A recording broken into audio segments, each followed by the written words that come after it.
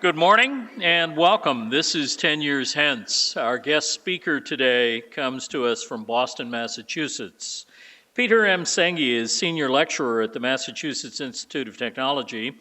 He is also founding chair of the Society for Organizational Learning, a global community of corporations, researchers, and consultants dedicated to the interdependent development of people and their institutions. Peter is the author of a widely acclaimed book, The Fifth Discipline, The Art and Practice of Learning Organizations, along with a number of other book titles since that publication in 1990. Dr. Senge has lectured extensively throughout the world, translating the abstract ideas of systems theory into tools for better understanding of economic and organizational change.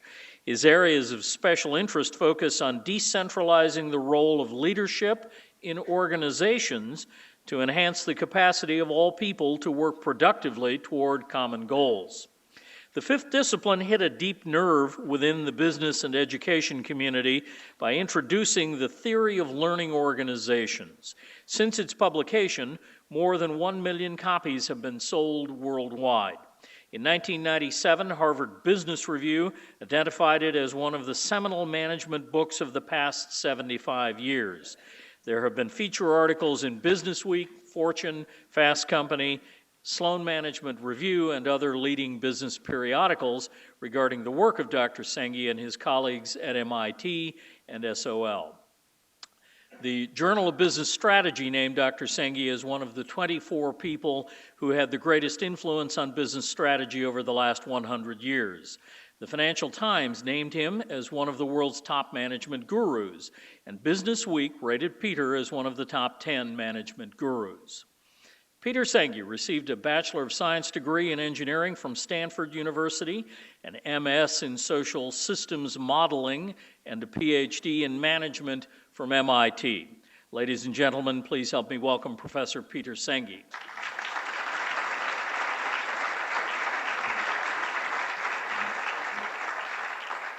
Thank you, Jim. So good morning, everybody. I guess there's a good reason we're not doing this session outside today, huh? Everybody keeps telling me how cold it is here, but I want to tell you it's colder at home, so it's not that cold here. But I don't think we have the same wind you have here. But we do have 3 feet of snow on the ground. That's cumulatively, as a skier, that's the base, if you know that term. It's not just the latest snowfall. So it's really fun to be at a nice, warm, cozy place. We should be thankful for that. It's also really fun for me to get to know Notre Dame and the Mendoza School, because I made this trip in part to get to know better the school and what it's all about. And it seems to me that there's a tremendous amount of alignment between what the school is all about and what the people here are trying to build, and the kind of work that I and my colleagues have been involved with for a long time. So I'm going to just spend a few minutes at the outset giving kind of a general overview and a bit of history on that, not much. My guess is some of you are sort of familiar with this work, and some of you are probably not familiar at all, but the purpose of that is just that we all kind of start together. But I particularly want to focus on the way all the work has evolved in the last decade or so, and really right up until right now, because I do regard this as a kind of a unique moment. That's a very kind of self-centered, egotistical statement, and probably people have said that many, many, many times. You know, this is a unique moment. But I think in some ways there's some basis in non-personal opinion, in facts. This is the first time in human history that human beings are really part of the Earth system. Climate change is just a small example. But for the first time in human history, human beings collectively are shaping how the planet works. How people live in harmony with their natural environment has always been an issue. And some societies have done a good job, and some societies have done a poor job, and failed cultures exist throughout human history. But the problems have always been local. You destroyed your forest or your local source of energy, you polluted your local rivers, you suffered the consequence. That's no longer the case. Today, the decisions you and I make, the actions we take, everyday actions, mundane actions, like plugging our device into the wall. Where does the electricity come from here? Anybody have an idea? Campus power. Yeah, okay, that's one answer. But where does campus power energy come from? Coal-fired power plant. I would guess. It's interesting that not many of us know the answer to that, right? It's not like right on the tip of our tongue. And that'd be true for most Americans. We plug our device into the wall, and we really don't think much about the system we're plugging into. And it's a very simple example of kind of the thread that's always been the central thread in our work. How do we see the systems we're a part of? Because most of America, so I would have been my guess without knowing the facts, most of America gets most of our electricity from burning coal.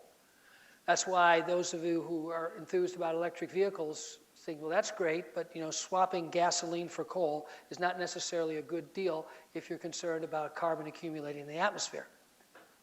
Most of our electricity comes from burning coal. Coal is a much more significant contributor to greenhouse gases than any other predominant source of energy. And if you travel in northern India, it's a different world than northern Italy. If you travel in northern India, you'll find most of the rivers are dry most of the year. They didn't used to be. And they're dry because the spring glacial melt from the Himalayas is very much contracted. And that, in turn, is in part due to the carbon that's accumulating in the atmosphere, about 35–40% more today than it was at the beginning of the industrial age. And that, in turn, is because we plug our devices into the wall. So that's the world we live in. The average pound of food that an American buys has traveled 2,000 miles. It's crossed a lot of boundaries, geographic and cultural, in that 2,000-mile journey. I live in central Massachusetts, don't live in Boston, and I happen to think, of course, everybody's entitled to their prejudice to love where they live. I love where we live, and I happen to think the apples that come from the orchard right above where I live are the best apples I've ever eaten. But if I go to my grocery store, the apples come from New Zealand. That's more than 2,000 miles.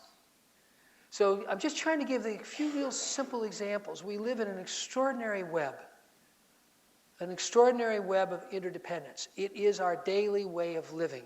No one thinks much about where their food comes from. It comes from all over. There's been studies done of American kids who actually think their food comes from the grocery store. Literally. If you grew up in an American city, that would be a very understandable point of view. And the concept of seasonality doesn't really exist for most American kids. I mean, you can only get some fruits and vegetables in some times of the year because we sit as the beneficiaries of an amazing system of production and distribution called the global food system. And although it's very cold outside, none of us would think twice about going to the store and buying a lovely melon in the middle of winter here in a cold part of the world because we expect it to be there. When was the last time you heard somebody complain that the melon cost too much? How many times have you heard people complain that the melon costs too little? How many times have you heard any shopper in America complain that something costs too little? But if we were to look at the prices of all the largest traded agricultural commodities in the world over the last 50 years, you would see one very distinctive trend. Prices have been falling steadily for 50 years, sometimes by factors of, well, sometimes 70 to 80% relative to where they were in 1950. We sit as the beneficiaries of this amazing global system of production and distribution of food. Prices falling as multinational corporations invest in technology improving investments, which is, of course, the essence of global business, to drive production up and prices down so you can reach more markets. It's only one small problem. Those falling prices are the falling incomes of farmers all around the world. Do we think about that when we buy our melon? Increasingly, if more people are. I remember 10 years ago when the fair trade movement was first beginning, and the general attitude in the food industry was, maybe few kind of eco-freaks. Social activists will want to pay more for something in order to assure that a livable wage or a livable income goes to the people who made it. Turns out in the coffee business, it's the largest growing segment of the coffee industry. Has been for a decade. In fact, the biggest problem now with fair trade coffee and a lot of agricultural commodities is the certification process has trouble keeping pace with the growing demand. Companies like Starbucks assess all of their coffee from a social and environmental lens, which is very rigorous. I know a bit about the food system because about 8 years ago, a whole group of companies started to work together with a whole group of NGOs, World Wildlife, Oxfam, Nature Conservancy, a lot of big global NGOs, Unilever, General Mills, Starbucks, Costco, Cisco, not the computer Cisco, the food distribution, Cisco, SYSCO, because they were starting to see that the whole global food industry was racing off a cliff.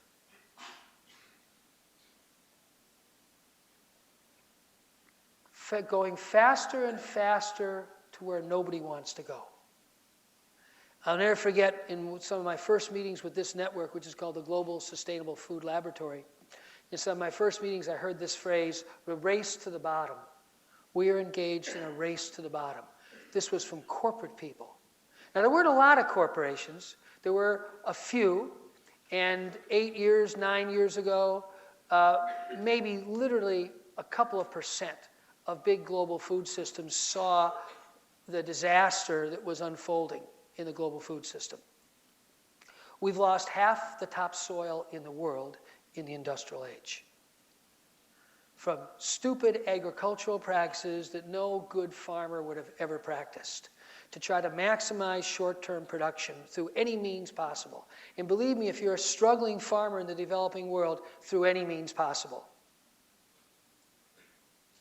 Over 50 million people every year migrate from rural to urban environments around the world.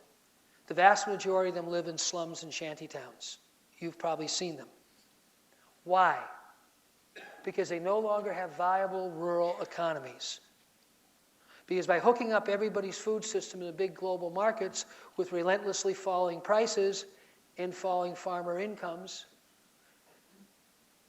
we've created a train wreck. A race to the bottom. So I'm just trying to give a few examples. It's easier for me to talk about the work we do in terms of concrete examples than abstractions. I'll come back to some of the basic ideas in just a minute. But the point I'm trying to make, whether you talk about energy or food or water, we live in this web, all of us. We don't know where our food comes, and we don't know the consequences of the system that produces and distributes it. We don't know where our energy comes from, and we don't know the consequences of our use of it. We don't know much about anything that affects our daily living, because we live in an extraordinary web of systemic interdependence. It's, in my opinion, the defining feature of this age. One of the areas that we're doing more work in now is marine ecosystem conservation. The U.S. National Geographic Society has declared a new effort they call Mission Blue. The aim is to save 20% of the oceans by 2020. Sylvie Earle, who's one of the more eminent marine biologists in the world, wrote a terrific essay, and I think it was in November in National Geographic, in which she said, the oceans are in trouble and therefore so are we. We don't think much about how our life on land depends on the health of the oceans. One of the sites for this work is the Mesoamerican Reef. The Mesoamerican Reef System is the second largest reef system in the world. It goes along the, I guess it's the Caribbean side of the Yucatan Peninsula down to Belize and Honduras and Guatemala, multiple countries who link into the Mesoamerican Reef System. 50% of the biodiversity in this reef has disappeared in the last 15 years.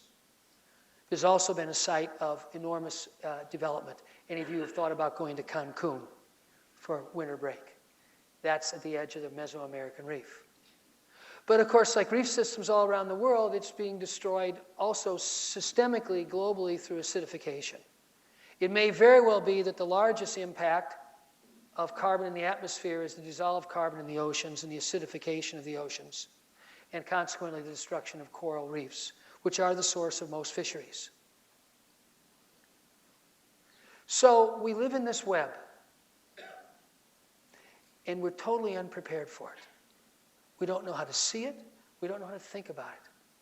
We don't know how to manage in a truly long-term manner. Water is the most acute problem in the world today. There are more people in the world who suffer from the shortage of water than any other single, you might say, environmental, ecological condition. The World Health Organization estimates about 1 billion today. No one knows. It's a very rough figure, plus or minus 25%. About 1 billion people do not have reliable access to clean drinking water. The World Health Organization estimates that could be 3 billion by 2020. That's 10 years from now. Energy is very water intensive. There is a new movement, believe it or not, in the oil and gas industry to start to look at water because they realize that while the carbon emissions side effect of our fossil fuel energy system is one issue, still very contentious in the oil and gas industry, water is a direct impact. The amount of water used is something no one's ever paid much attention to. So, again, I'm mainly just trying to evoke a sense of our situation. Most of what I want to talk about today is what's happening, not the problems, but the solutions, so to speak, although I think the word solution is a little superficial in this context. I believe we are at the beginning of the beginning. I think there is a wake-up going around the world. People start to see the depth and breadth of these issues. To put it really, really simply, we simply will not continue living the way we live, period. We can't. There's no substitute for water. This is not an economic issue. You know, the classic economic argument is the price goes up and you start to substitute. Well, of course, the price of water will go up. People will start to become more water efficient. They'll have to. But ultimately, there's no substitute. Water is water. Human beings do not have a substitute for water. So, this way of living, where we've become increasingly interconnected around the world, and ironically, increasingly disconnected from the fundamental conditions which support our living, will not continue. I mean, no one has a crystal ball. I don't have one. None of us have one. So what will happen is hard to predict. That something will change is not hard to predict.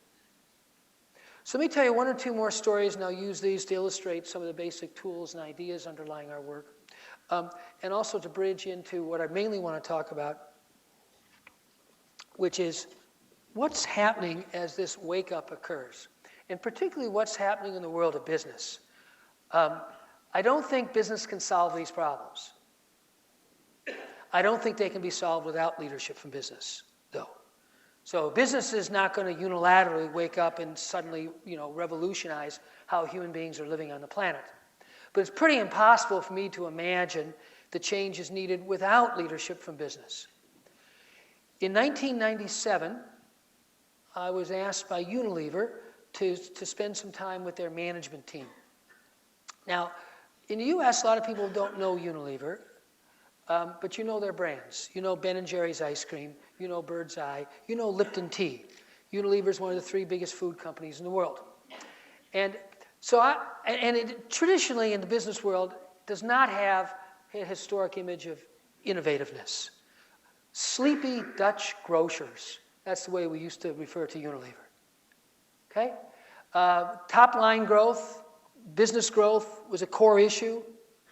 I think maybe it was 1-2% a year sales volume growth in the preceding decade. It was generally not seen as a particularly innovative company, and as you can imagine, the world of business under a lot of pressures as a result. So I kind of went to visit with them a little bit skeptically because I never had much enthusiasm for the company because, again, it didn't strike me as particularly innovative, exciting place. But I also didn't know that much about food issues, as I've been commenting on already this morning.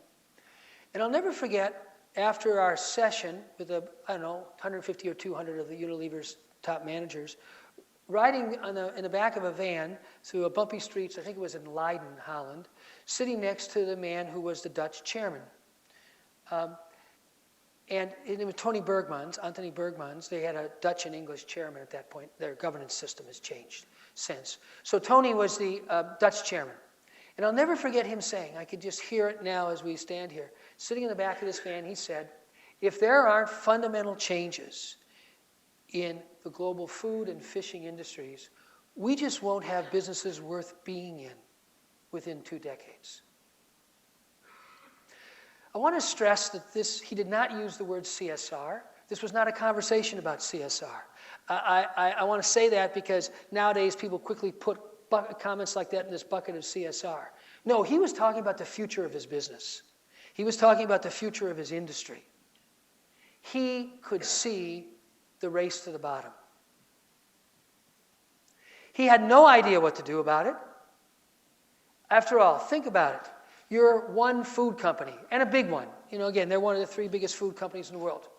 And you start to get this awakening that you're part of a system driving farmers into poverty all around the world. Because food is underpriced. Most of our food costs much less than it ought to, if we were really looking at the health and well-being of the whole of the value chain. Now, in fact, it doesn't have to be priced a lot differently, but the whole process needs to be different. Typically in fair trade coffee, which is an industry now, as I said, it's really grown a lot, the increment in price to the consumer of the coffee might be in the vicinity of 10%. The key is getting that 10% to go all the way through the supply chain back to the coffee growers. When Oxfam started their campaign on fair trade in the late 1990s, Oxfam GB is the most well-known and respected social justice NGO in Europe. Very, very famous for their campaigning. Their fair trade campaigns really were the key to the takeoff of the fair trade movement. They followed it up with a specific campaign on coffee. And I remember seeing the book that they put out. It was about 2,000 or so. It was called Mugged, Poverty in Your Cup. At that point in time, they figured on average around the world, the average price a coffee grower sold their coffee for was roughly 1/2 the cost of growing the coffee. Because again, there had been this global expansion in coffee trade. The Chinese had entered, a lot of new suppliers had entered, and businesses had done what businesses do. Found a way to invest in technology, enhancing productivity, to drive production up and prices down. Eventually, we found that it took about a 10% increment in the price to double the income for the coffee growers. But you had to really think differently about the whole value chain. And you as a coffee company, whether or not you're a Starbucks, a retail operation, or a coffee producer, had to think about the well-being of the whole of that system and design and manage it differently. So Tony Bergmans told me this, and it was the first time I'd ever heard it said so clearly. As I said, he was not talking about some interesting, nice activity that business ought to do to have a better profile. He was talking about the future of his industry, and consequently the future of his business. Either Unilever was going to have to get out of food, or something had to change in the food industry. But imagine again now you have this wake up. You see that your industry is headed in a direction that has no future. Sure, some people will make money along the way, but increasingly everybody loses. This is a massive lose-lose proposition, long term. What do? You're going to start charging more for all your food products? As one company, what can you do? I mean, that's not exactly the greatest business strategy. We've seen the problem. We're just going to increase all our prices 10% over all our competitors. So you start to appreciate the predicament. It's a very kind of archetypal example to me of a predicament that businesses face. In a few minutes, I'll show a little kind of framework to kind of put together different business contexts. But the toughest ones are ones like Tony Bergmans at Unilever faced. The industry as a whole is crazy. The industry as a whole needs to change. It's moving in a direction that will ultimately destroy all of our interests. What can I, as one individual or one individual firm, do? That's a real dilemma. And he was talking about a fundamental strategic issue. When I said the beginning of the beginning, let me now say this in business terms. I think around the world there are stories like Unilever's. Now I'll kind of update that for you in a few minutes. Around the world there are stories like Unilever's. A small but growing number of businesses seeing that these issues, the social and environmental imbalances generated by our business as usual practices, are strategic. They will shape the future of our business. That's the fundamental shift. So when I made that snide remark about CSR a minute ago, I mean it in the sense that we see it used all the time. It's kind of an add-on. It's window dressing. It's a way to buff our image to look good, maybe make our people feel better. It's really one small step from corporate philanthropy, which is a fine thing. No one would argue with corporate philanthropy, but it doesn't change how the business works. It doesn't change the thinking, the practices, the essence, as well as the day-to-day of the business. But that's exactly what needs to change. So I'm going to jump ahead a long ways to the present time. I'll touch on a few little steps along the way. In 1999 or 2000, I can't remember exactly, Unilever and Oxfam agreed to do a joint study. Now, that was in part because Tony's counterpart, the English chairman of Unilever, they had two chairmen back at that time, had gotten to know Barbara Stocking, who was the president of Oxfam GB. Oxfam is a network of Oxfams all around the world, but the mothership is Oxfam GB. It was originally Oxford Famine Relief. That's where the term Oxfam comes from. So the Oxfam in Great Britain is the largest and the most kind of established of all the Oxfam organizations. And Barbara was a really, really sharp manager. She had come into Oxfam and seen an organization with a terrific reputation, financially solid, tracked terrific people, absolutely committed to the cause of rural poverty and transforming the systemic causes of rural poverty, which is Oxfam's purpose, and failing. I've known Barbara for a long time, and I remember her telling me, she said, look, I have a really, really tough message to communicate to my people. We're very proud of our work. We have a very big impact. We're very credible. A couple years later, when Tony Blair wanted to name a director for poverty reduction in England, he chose the strategy director for Oxfam. So we have this kind of credibility, and we're failing. We're kidding ourselves if we think the fundamental systemic causes of poverty for rural people around the world are changing. In a sense, she was telling him, look, we win a lot of battles, but the war is being lost. Now, you can kind of imagine, the reason I'm telling you this story is to kind of put us into this domain that I want to spend the time exploring.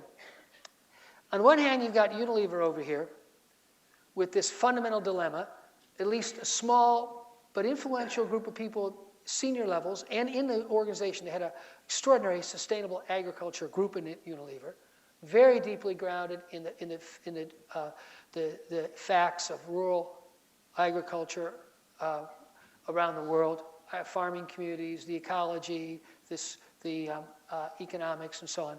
And you had a few people at the top with this huge dilemma. How the hell do we change the food industry?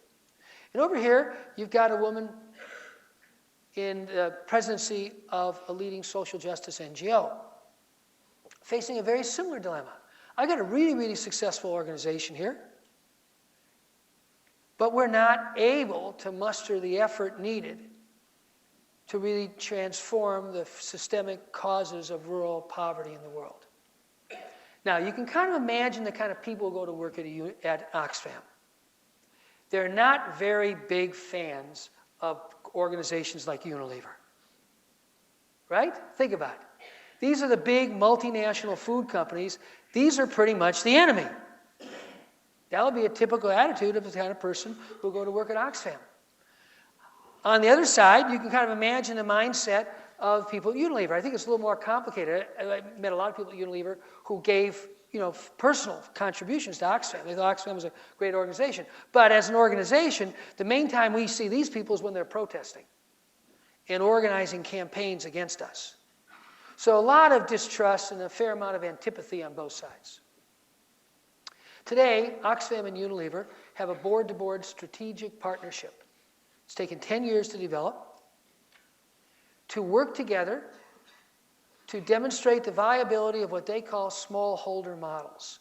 Unilever has committed, and you can go on their website and find, to have 500,000, 500,000 smallholders in their global food chains. Do they know how to do this? No. Are they committed to do it? Absolutely. And Oxfam, in turn, has said, we will never bring about the innovation needed to transform how global food systems work without real commercial partners. It's ultimately a commercial system. We don't know how to foster innovation in the world of commerce. We know a lot about the reality and the on-the-ground conditions of the rural poor, but that doesn't mean we know much about any kind of market-based solutions. Now, along the way, between where they were in 1999 or so and where they are today, a lot of things happened. First, they did a joint study of Unilever's food business in Indonesia. We were looking for and we were getting them together all this time, a kind of small step they could take together. Oxfam drafted a report, took 3 years to do this, 3 months to do the study, and 1 year to write the report, because it had to be something that everybody could live with. Eventually, we got a guy from WWF come in and write the report, because they were kind of stalled out. But at the end of it, they had a report that circulated widely in Unilever, and Oxfam put it on their website. And that was a small symbolic statement that we're actually working together. In 2002, they became the first 2 organizations to convene what has now become a 50 organization network, which I referred to briefly, called the Global Sustainable Food Laboratory. You can just Google that. Global Food Laboratory, Global Sustainable Food Laboratory. You'll find all the organizations involved. But Oxfam and Unilever were the conveners. By that time, they were really starting to say, we've got to work together. Oxfam gave it credibility in the NGO world. Unilever gave it credibility in the business world. They jointly invited people they know to participate. Today, Unilever has declared its intention to source all inputs to all products. They're about 50-50 mix, food and health and beauty products. All inputs to all products sustainably by 2020. You can go on the website, you'll see this. I think it's an amazing aspiration. Can they do it? I don't know. Do they know how to do it? Absolutely not. Do they see it as absolutely strategic? You bet. And today, Unilever typically will rank at the top of Dow Jones sustainability indexes. Unilever is an organization with an enormous buzz today. People want to work at Unilever. And as I say, 15 years ago, nobody wanted to work at Unilever. So I tell you that story in part. I don't want to make it too simplistic. But there's an extraordinary journey here. And there's 2 aspects of it. It's businesses waking up to see that actually just making money in a world that's crumbling or an industry that's heading off the cliff is probably not the wisest strategy. Now, that wake up, not surprisingly, is going on in a differential rate. Many industries, there's no wake up at all. They don't see any fundamental reason why the industry is in trouble. Food industry is probably the leading industry in the world, where there's getting to be really a critical mass of key organizations at all levels who basically see what Tony Bergman saw 15 years ago. That the industry as a whole is so fundamentally flawed that we just won't have, as he said, businesses worth being in 2 decades. 75% of the world's fisheries are overfished. 25%, so much so that their recovery is at risk. The other 50% are teetering. Okay? And on and on. So you can look at any aspect of the food system and you see it is at great risk. The other part of that story, and the reason I told it to you, is that there's kind of 2 broad classes of issues that businesses, and I'm going to now mainly talk about business for a bit, can kind of really take leadership in. First are issues which you can more or less do yourself. So today in the US, in our manufacturing sector, there's been a huge improvement in energy efficiency. People started to realize they had no idea how energy was being used and how much was being wasted. That's part of a worldwide movement in core manufacturing industries. That's something that companies can more or less do by themselves. They get good consultants. It's basically a lot of good industrial engineering to understand, what processes use, what kind of energy footprints, and usually, rule of thumb, typical paybacks of 9 to 12 months on investments in energy efficiency. That said, it leaves a big question. Will all this improvement in energy efficiency accelerate the transition to a non-carbon-based energy system? Because you can argue it'll prolong or slow down the transition. You're using less energy, therefore the price is a bit lower than it would be otherwise. It creates a sense of complacency. EDF is another environmental NGO. Been in a lot of conversations with them the last 6-9 months because they now have their strategic dilemma. They're the main consultant for Walmart. They've done a lot of work with Walmart. Walmart has significantly reduced its energy footprint in the last decade, the last 2 or 3 years. Fleets, of vehicles that are hybrids, all kinds of ways to just, plug up the cracks, use energy more thoughtfully. But EDF understands very well that the name of the game is not using carbon-based energy more efficiently. The name of the game is how do we accelerate the transition to non-carbon-based fuels. And they're totally stumped how to help Walmart, if they're up for it, be a leader in that. So let me just show this slide. This will be a little easier to follow the point I'm making with a picture.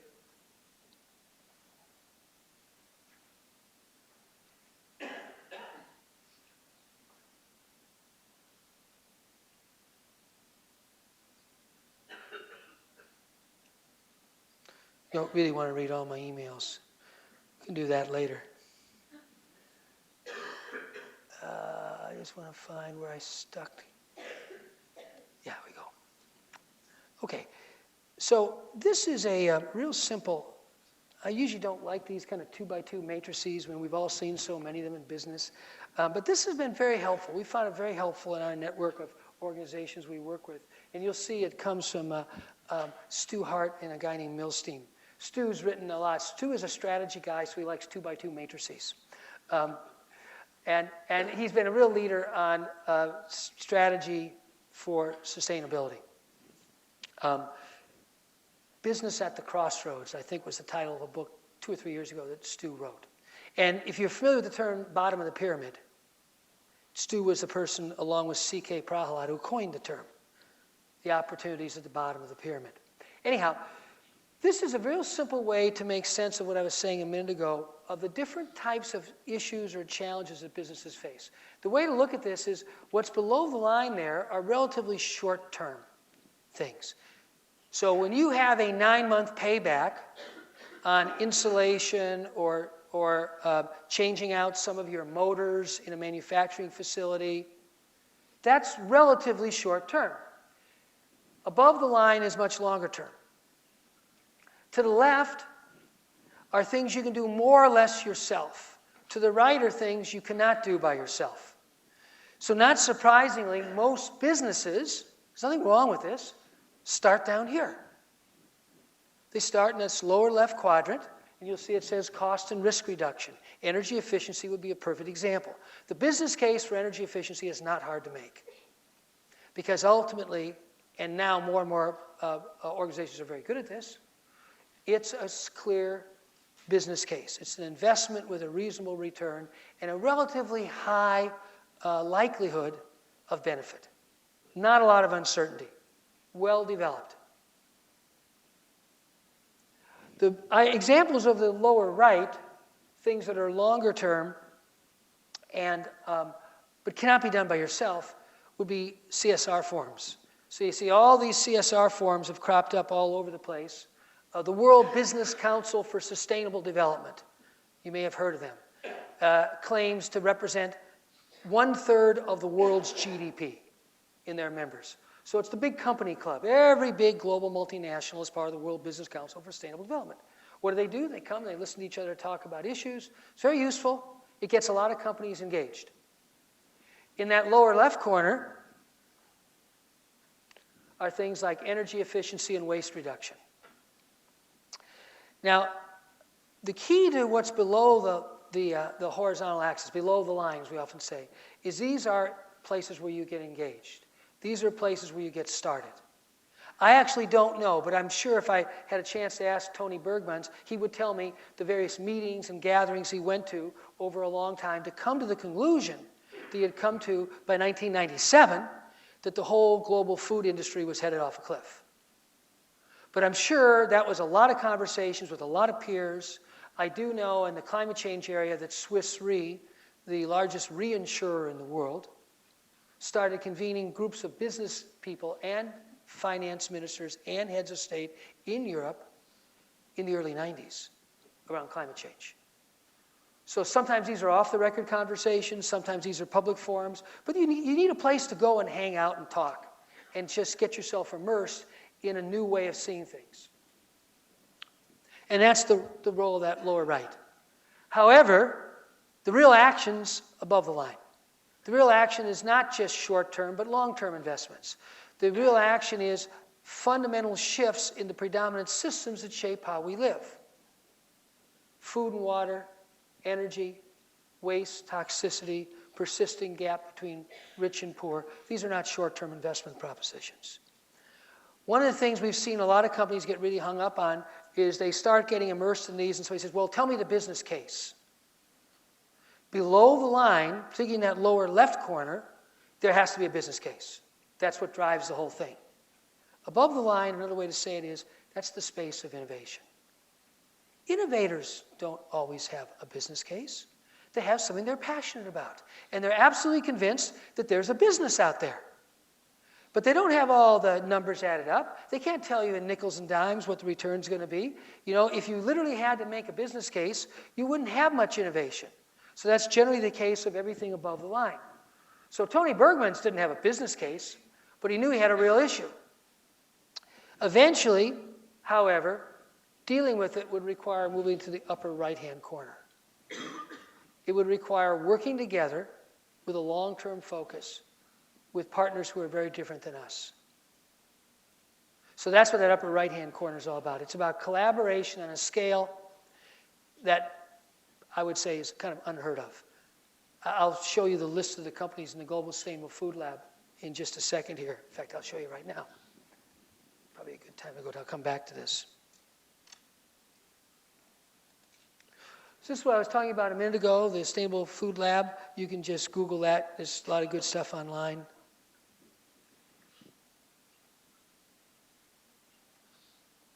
So here you see a lot of big brands in business, kind of evenly distributed in Europe, in the US, and some in South America.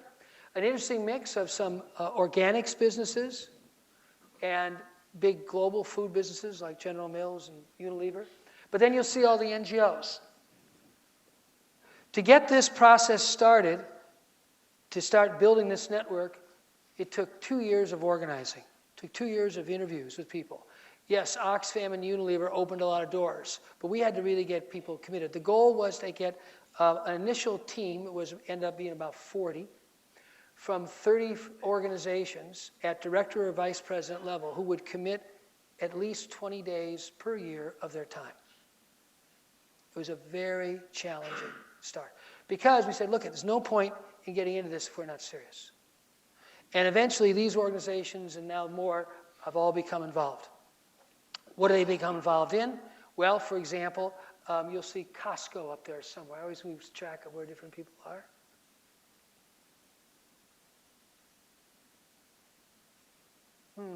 Okay, I didn't make this slide. Costco has got some of the most interesting supply chain projects in the world. Well, I'll just talk about Starbucks. So Starbucks today, and I say this because of the NGOs in this group pretty much would agree, kind of the state-of-the-art assessment system for all their coffee supply. And they're gradually moving into cocoa. Cocoa is in some ways much trickier, politically very complex when you look at the parts of the world in which cocoa is grown. Where everything they source goes through their own social and environmental screening, which most people agree is more demanding than almost any of the independent certifiers. So that's Starbucks' story. I've already told you about Unilever. since it's the project I've been most closely involved with, I'll tell you that Costco today has about 8 major supply chain initiatives around the world to really engage across the whole value chain, all the key players, in seeing that system as a whole and developing it so it really can assure social and environmental and consequently economic well-being.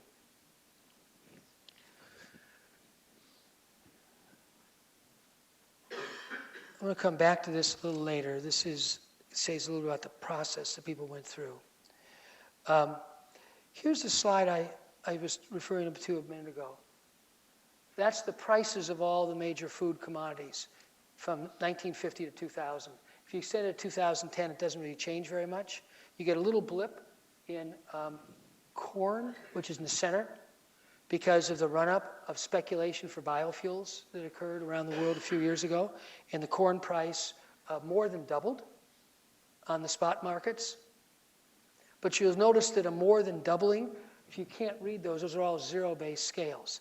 A more than doubling of the corn price, which is in the center there, would represent a very small increase compared to the long-term decline in corn prices that have gone on for 50 years.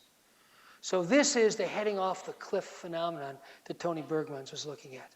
This is the source of enormous social and consequently political unrest around the world. The destruction of rural farming communities. So, go back to my little matrix. Now, what's above the line here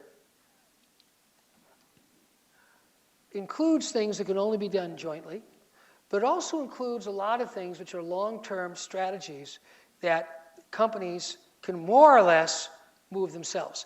And part of the last point I want to make here is that while sometimes you must come together with others to work across all these boundaries, because there's no other way to make progress, in another sense, these are companies. And naturally, they want to compete. They want to distinguish themselves. They want to offer something that nobody else has. I guarantee you, if you asked Unilever why they've made those declarations on their website to source all inputs to all products sustainably by 2020, it's a competitive strategy. This is something, I'm going to make a little parenthetical note here. Oftentimes, particularly the Western mind, gets very hung up on this. I really do, I'm convinced this is a cultural problem. Either or, dichotomous thinking, collaboration or competition.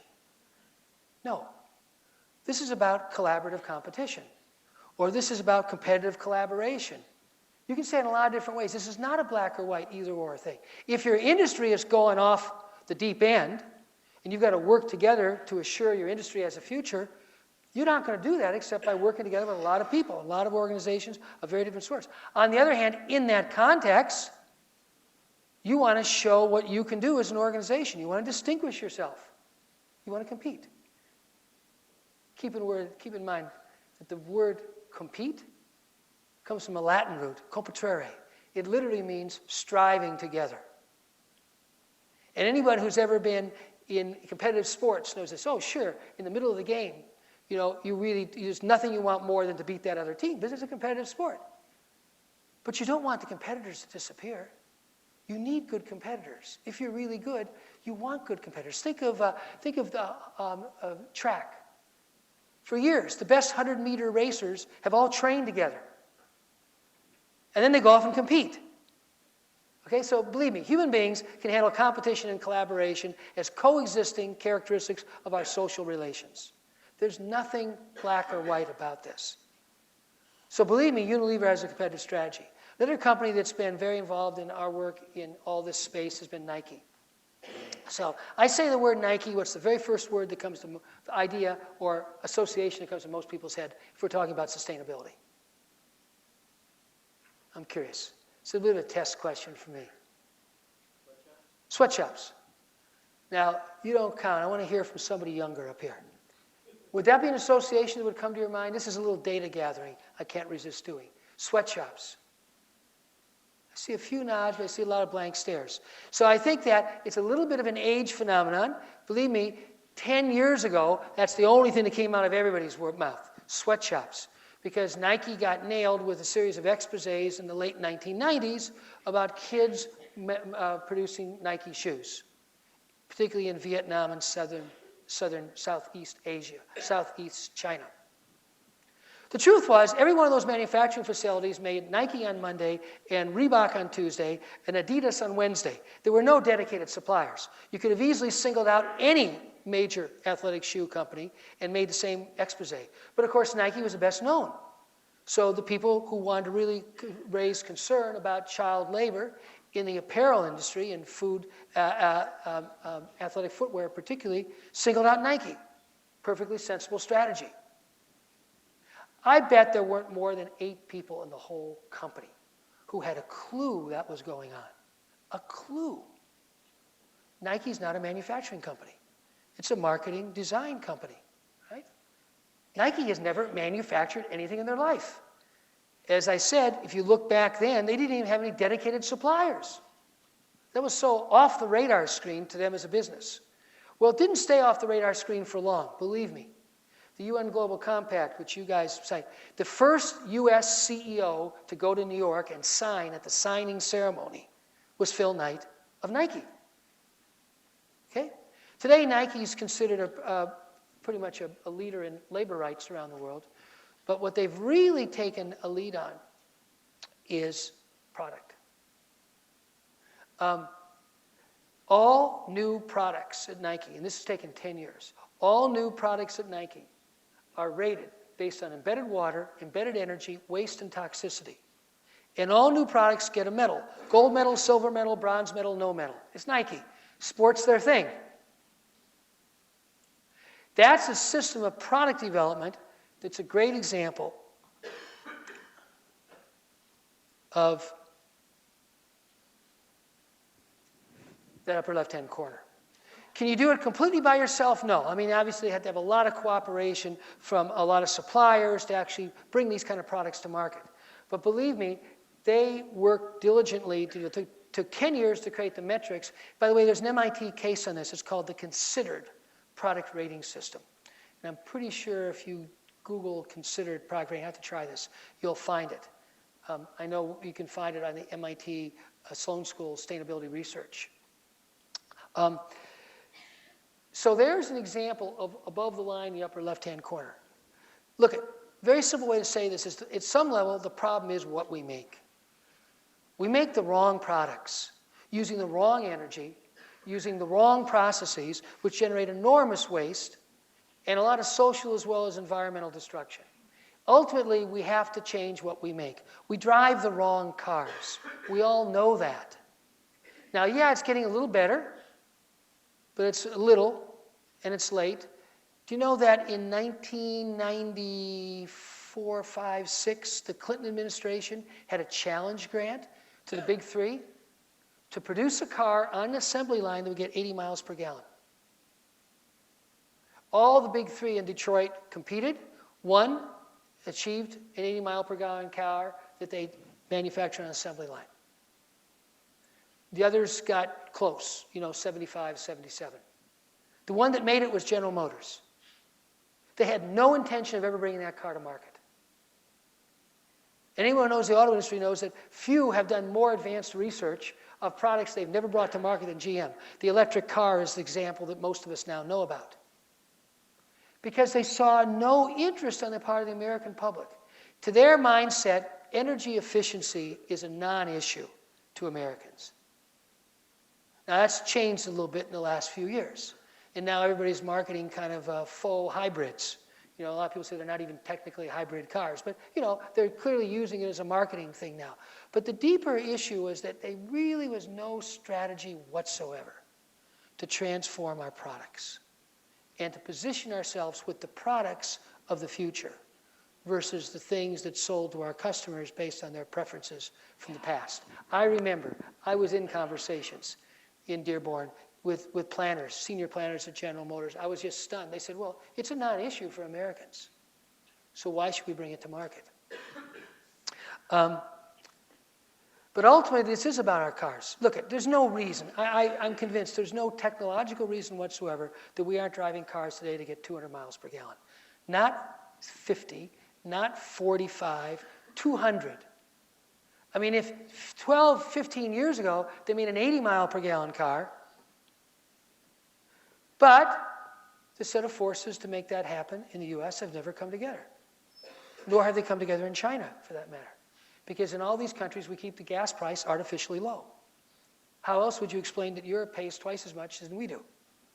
And we're willing to literally send our troops overseas to keep that gas supply going. We know that. That's not news to any of us now.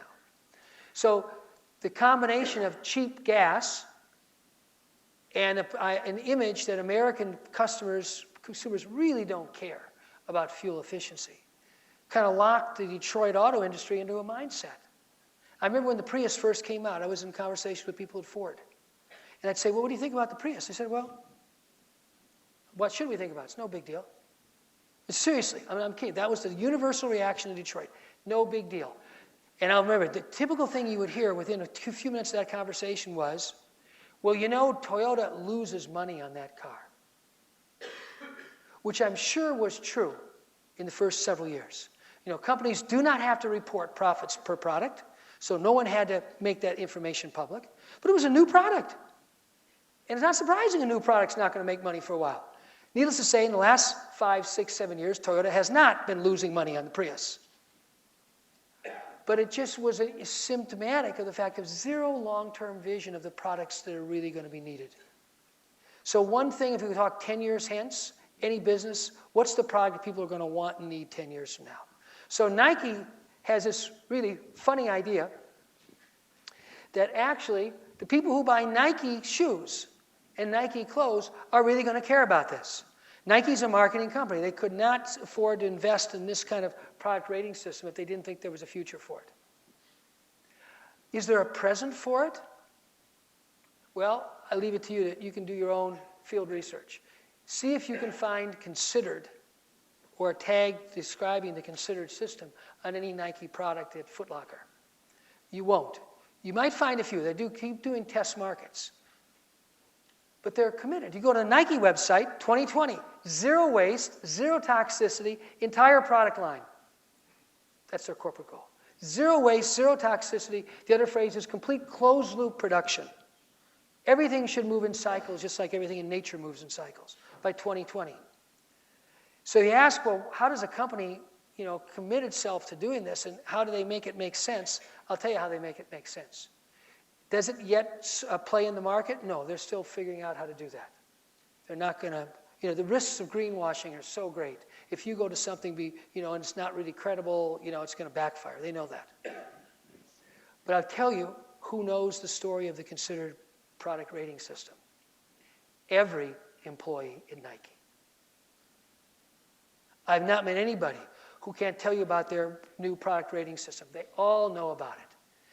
And in a world where you compete for talent, believe me, the first, often compelling to the board, business case for getting serious about this stuff is recruitment and retention.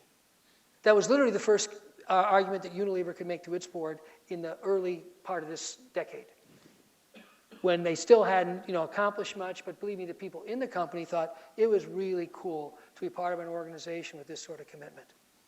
So Nike's product rating system means a lot to the people in Nike. In fact, I'll tell you, the Nike campus is really fun. I love visiting there. They really are athletes. I mean, everybody I know who works for Nike is a runner, a kayaker, a skier, you name it. In fact, their corporate headquarters is surrounded by a running track. There's always hundreds of people on that running track. And in the middle of the corporate headquarters is not a football like here, but a football like the rest of the world field, a soccer field. And I've never not seen a soccer game going on in the middle of the corporate headquarters. That's who they are. And when you walk around the campus, you'll see these big banners of all these world-class athletes. The face of Nike, are all the world-class athletes, the Ronaldos of the world. And they used to always say one word at the bottom, innovate. Because that was Nike's slogan to themselves. Who we are is we innovate. We create new products. Except all the banners now say, I hadn't thought about this, but it's really fitting for here. They say, innovate for a better world. So the people in Nike know about this. How you bring it to market is a complex matter. And they're not stupid about that. They're going to be careful about how they do that. But they're running a lot of tests. They're really convinced that sooner or later this is going to be a huge differentiating factor for them. And that's my point in the upper left-hand corner. This doesn't mean competitive strategy goes away. No, no, no. It means you have to think much more deeply and much more long-term about what will allow you to be competitive. And then lastly, the upper right-hand corner of the stories, like I was telling you about the Global Sustainable Food Lab. The key to that upper right-hand corner, long-term, cannot do it by yourself. You've got to get a lot of people and a lot of organizations working together to be successful. So, let me summarize, show one last, you can see PowerPoints are useless for me because I never know what order I'll do what. I've said this a couple times, but in terms of seeing systems, we need to start by knowing what systems. There's three fundamental systems that shape how any civilization works.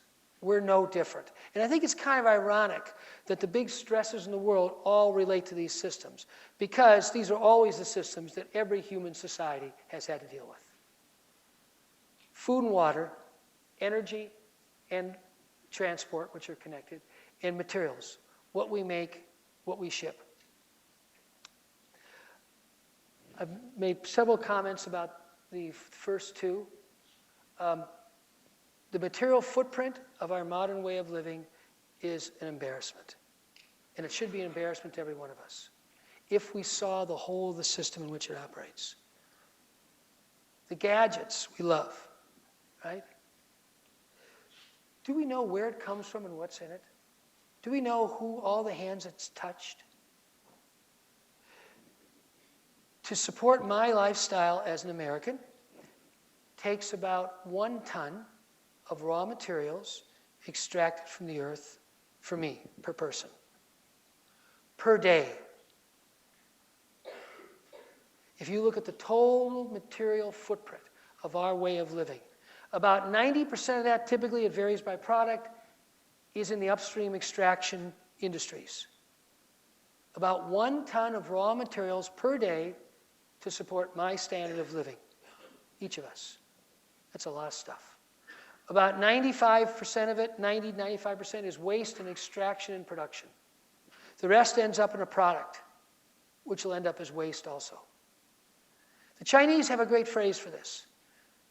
Like so many things in China, it's in process. You know, how they get there, no one knows. But they're not kidding. They call it circular economy. From a material standpoint, we have to develop industrial societies that work like nature works. In nature, what can we say about waste? There is no waste in nature. Everything that's an output or a byproduct of one natural system is a nutrient in another natural system. So when Nike says complete closed-loop production, that's what they're talking about. The Chinese call it circular economy. We have to move from the take, make, waste economy, the linear economy of the industrial age, with enormous focus on the return on capital and financial productivity, and virtually no focus on the return on material productivity. We run the most wasteful system of production human beings have ever created. So that's the material waste part. And that's why companies that make stuff eventually are going to, like Nike, is going to say, no, we're going to be different. We're not going to generate waste. We're going to generate value.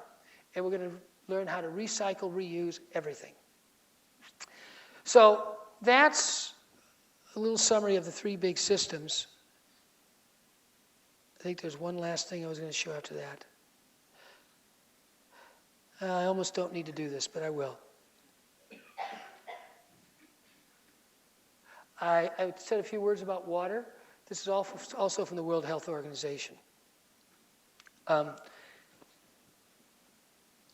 That's, of course, a map of China and India.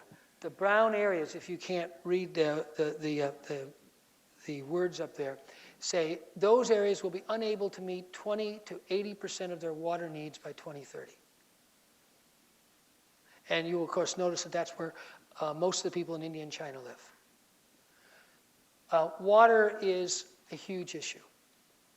and it's going to become a bigger one. I think we're getting very close to really an operational definition of poverty. I've always wondered about our economic definitions of poverty. You don't have access to clean drinking water, you're a poor person. And this is also, you could show similar maps for different parts of the world. Water is a very regional issue. So while the southwest of the US, which is where I grew up, and the southeast to some degree have huge water potential and current and potential water scarcity issues. Other parts of the world don't, other parts of the country don't. You'll see even some parts of India and China don't have any particular water issues in their future. So here's the slide I was going to use to kind of wrap this up. So as I said, more and more businesses and societies are waking up. This is an historic time. I'm not going to go through the details of this. It's more for effect than anything. I've already told you a lot of these stories. You'll see a lot of these companies just mentioned here. Icebreaker is cool. How many of you ever heard of Icebreaker? I would think here there'd be quite a few.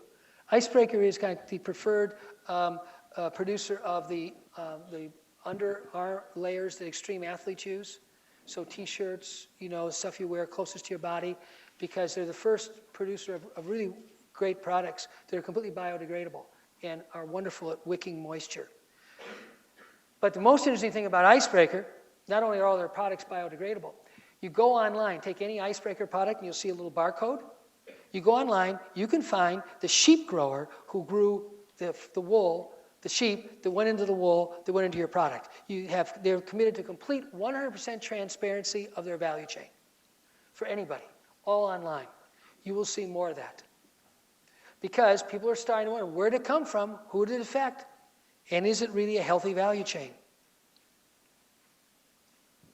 And I'm going to close with this one, because I find in this country right now it's very important. How many of you are aware, you may or may not be able to read the last thing that went up there. How many of you are aware of what China committed to this fall in terms of energy efficiency or energy intensity of the economy? If I told you that the most significant event of 2010, from a standpoint of climate change and the energy transition, occurred and almost no Americans noticed it. China in October, I was actually in China at the time, the party made a commitment to reduce the energy intensity of the Chinese economy 40 to 45% this decade by 2020. Simultaneously, for the first time in over 30 years, the 5-year plan has a single-digit growth target, 7 to 8% growth, as opposed to 10 to 15% growth of every other 5-year plan for the last 35 years. You multiply those two out, and it's a rather stunning commitment, or intention, let's say. That's probably the best word to use, intention, to level carbon emissions in this decade. So we've all been standing around waiting for one of the big emitters, the US or China. Who's going to first make a major commitment? It happened, and almost nobody in America knows. It's amazing to me. Now, I say this in part, China is a very complicated story. India and China are very complicated. But one of the things we can say for sure, this is not our century, gang. This is the Chinese and Indian century. Just as the 20th century was the American century, the 19th century was the English century, that much we can say for sure. Wither China and India, wither the world. I spend about a month a year in China because I felt for a long time that if we don't understand the forces that are moving in China, then, you know, we have no clue. I personally consider China kind of pivot. And this statement and this act, and by the way, the planning process is going on right now. So the way it works, you got this 40 to 45% target for reduction in carbon intensity of the entire economy. It has to get allocated province by province. Once they've gone through that allocation, then every province has to develop its own plan for how to achieve their share of the 40 to 45%. So some provinces are big, energy producers, their target might be 35%. Others are less, their target might be 60%. So everybody then's got to average out to 40 to 45% for the economy as a whole. And at that point, they will use a system simulator that MIT and Tsinghua University in China have jointly developed to help refine their plan for changing their fuel mix and consequently the energy intensity of their provincial economy. That's happening now. So I say that in part because my experience in this country is that there's a lot of fear of China. We fear about jobs. We fear about China pushing the world off the cliff in terms of carbon emissions and climate change, and China's voracious appetite for energy, which is leading them to buy up oil and gas properties in Africa today. And I'm not saying those aren't legitimate concerns. Of course they're legitimate concerns. But the flip side of it is really simple. If we see this as just about competing with the Chinese, we will have totally missed the big picture. It's back to the comment I was making a little before. We live in this strange interdependent world. Extraordinarily interdependent, to a degree humans have never lived before. There's one big implication of this. We will either all make it, or likely none of us will make it. So there's a huge collaborative context for the competition.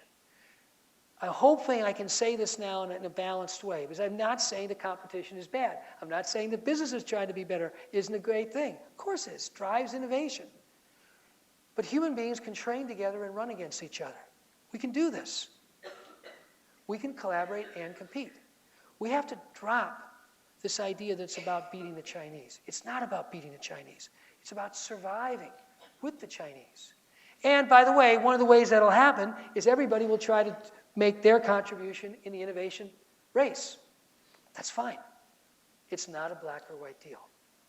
And I would say similar things about India, because in principle I know it's absolutely true, but I know a lot less about India. I don't spend a month a year in India. But I am absolutely convinced, I keep hearing stories that the wake-up is occurring there too. I think it has occurred in China. China can see it has no future based on fossil fuels. It needs an enormous amount of fossil fuels in this next 1 to 2 decades. No ands, ifs, or buts. But I don't know any area of technology, batteries, thin films, photovoltaics, wind. I don't know any alternative energy that people who are in that industry won't say, and the leaders say are in China.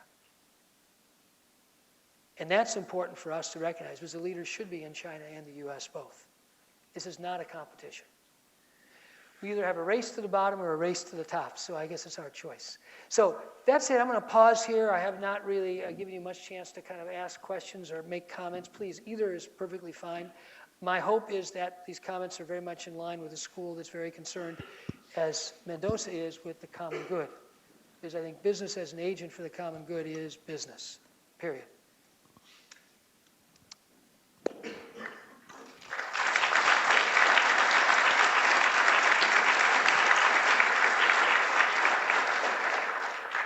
Thank you for coming to speak to us. You went a little bit fast. I have to write a paper on this. So can you repeat the smallholder experiment? It sounds really interesting. You can go online for Unilever and you'll see it, or you can go online at Oxfam GB, or just Oxfam. The goal is by 2020, they will have 500,000 smallholders in their global value chains. That's Unilever's official commitment. And that's where the alignment with Oxfam comes. Because Oxfam sees now that to reverse the systemic causes of rural poverty, you have to enable smallholders, farmers and small farmer cooperatives to be competitive in the global food market. They have to be good at innovating. And so you've got the technology, the know-how, the market access, the market savvy. This will have to go right down to smallholders. So that's where Oxfam and Unilever have come together.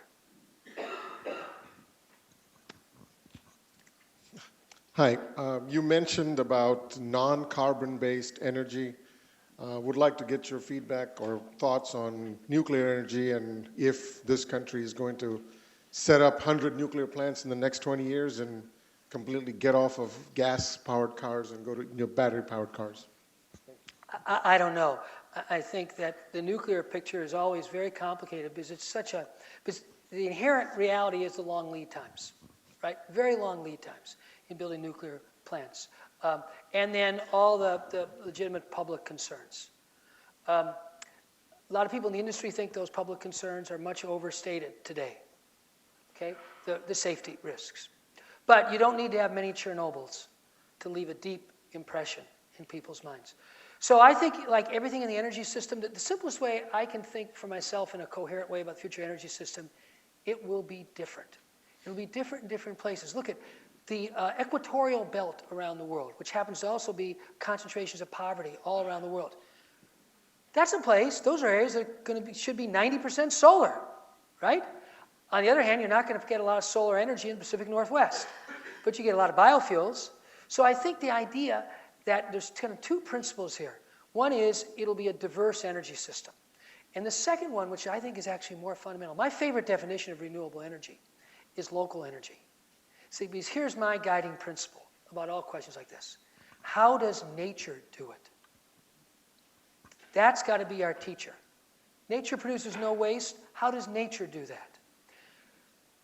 Energy on this planet, for all living systems, with the exception of a very few critters at the bottom of the oceans who live off thermal vents, right, comes from the same source, but in many, many forms. And the one thing you can say about the energy system is it's highly local. In other words, where it's produced and where it's used is not thousands of miles away. The nuclear is very popular in the big engineering oil industry, although the oil people won't tell you that, but they find it very good, because it's centralized. Small number of points of production distributed. Is that going to work in some places of the world? Well, obviously France has made a big commitment to nuclear. But it's not exactly the way nature does it. Nature doesn't distribute things thousands of miles. Energy, the cell, right, the leaf, generates and uses energy in the same place. So more and more, I think that'll be a guiding principle. Renewable energy is a kind of a vague term in a way. But energy that's produced and used relatively close in time and space is probably much more the kind of energy system we'll need. And it'll be very different places in the world. So I don't think we can afford to be ideologues on this. These are big issues, and the transition can't really unfold over the next 50 or 100 years, I'm convinced. It's got to unfold at a much more rapid rate so that literally in 10 to 20 years, we could say, the fossil fuel economy has diminished significantly, like 100% diminishment. I mean, we have a major program on climate change, okay? So I know it's always a controversial issue. I don't make a big deal out of it. But that's just one more piece of evidence, and there's a lot of others, that the systems under stress on the planet are under severe stress. The acidifications of the oceans is a very, very big deal. We cannot afford to keep putting carbon in the atmosphere. So that's why I think the transition has to accelerate dramatically. I think Obama's figuring out the same thing. So he doesn't talk about climate change. He talks about accelerating the energy transition. The other thing that's very relevant, of course, is the fossil fuel industries are terrible industries from an employment standpoint. They don't employ anybody. They're highly capital intensive. So alternative energy that's labor intensive as opposed to capital intensive also might be an economically salient idea today, all around the world. I was wondering, what do you think is our best path towards solving these world problems that you've mentioned? Is the approach going to be a macro approach or a micro approach? For instance, at the macro level, if we had hard law mechanisms and we had enforcement mechanisms. Can you hear him okay? I think this is on. It's on. It's just you got to hold it close to your mouth so maybe they can hear well. Excuse me. So my question was, are we going to solve these problems at the macro level through hard law mechanisms, enforcement mechanisms, compliant mechanisms, or is the more likely solution through this grassroots organizational perspective then? So I don't mean to be glib, but the immediate answer that comes to my mind is yes. So both? Inevitably. But I personally have a bias because probably just personal history. I mean, we all have our biases. I've been so much involved in innovation at the level of organizations and industries. I'm convinced that we have not begun to tap the well springs of innovation possible to significantly accelerate the energy transition, to significantly transform how we manage value chains around the world, to really transform how we think about and use water.